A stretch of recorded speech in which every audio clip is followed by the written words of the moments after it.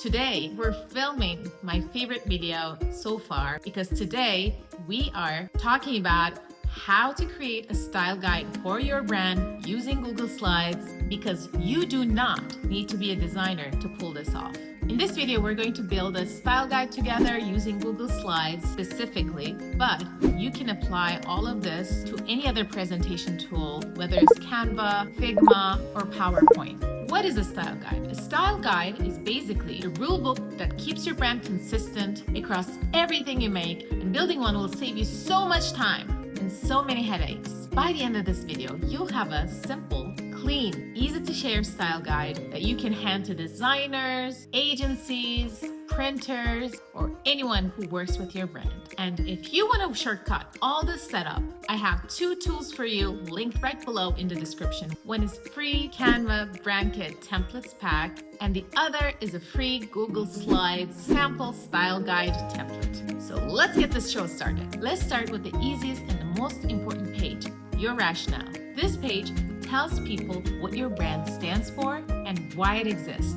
Without it, your style guide just looks like a random collection of fonts and colors. And if you've been following my videos, you probably already have all of this information set up. So it'll be really easy to plug it right in. Inside this rationale page, add one sentence brand purpose, your mission, your vision, a short explanation of what makes your brand different. Keep it to 3 to 5 bullets, no essays, no manifesto. Start here because it grounds everything else. It gives your visuals direction. Next, let's define how your brand talks and behaves. Your tone of voice is the emotional temperature of your brand. Friendly, bold, luxurious, playful, whatever fits your vibe. Values help people understand your personality without guessing. Inside this page, add 3 to 5 brand values, 3 tone words, we say this, not that mini chart if you wish. If you're not sure what your voice should be, take my free brand voice quiz and it'll help you find your brand voice almost instantaneously. All in all, this page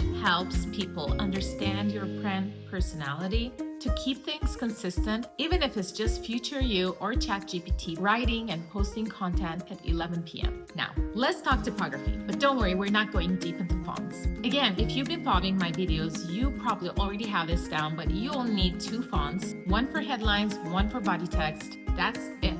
Today, we're just placing those fonts that you already picked inside your style guide so your brand looks clean and intentional. On this page, include a headline font, a body font, when to use each, a short sample sentence for each to show how it should look like. You don't need to obsess over typography.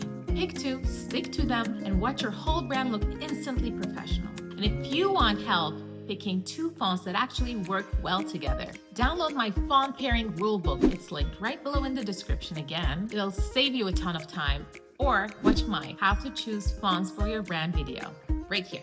Okay, next is the fun part, and it's my personal favorite one. We're keeping this extremely simple. Choose 1 primary color and choose 2 to 3 supporting colors and 2 neutrals. Add your hex code so you don't have to go scrambling every time you need them, and your brand stays consistent, even if it's other people working on your brand. On your color palette page, add swatches, add each hex code, keep the spacing clean, add a color ratio bar if you really want to get fancy. Primary, secondary, accent, bonus page. Add a secondary page that includes color combinations, just to show how your colors should look like when paired together. This is super helpful for designers. This is where your brand starts to look like something real. Don't overcomplicate it. Clean and simple always wins. Also, if you're using my Google Slides template, make sure to swap in your colors and fonts to that deck as well instead of using the placeholders. Keeping your palette and fonts consistent throughout your deck is what makes your brand feel cohesive. Next, we're adding in the elements that give your brand a personality. This is where you define your imagery style, your illustration, your patterns, and an overall vibe. Add these 3 sections: visual elements, patterns, image mood boards, textures, icons, graphic elements. Next, add in some example designs. mock-ups from Canva, Pinterest inspirations, or real designs that you've already made.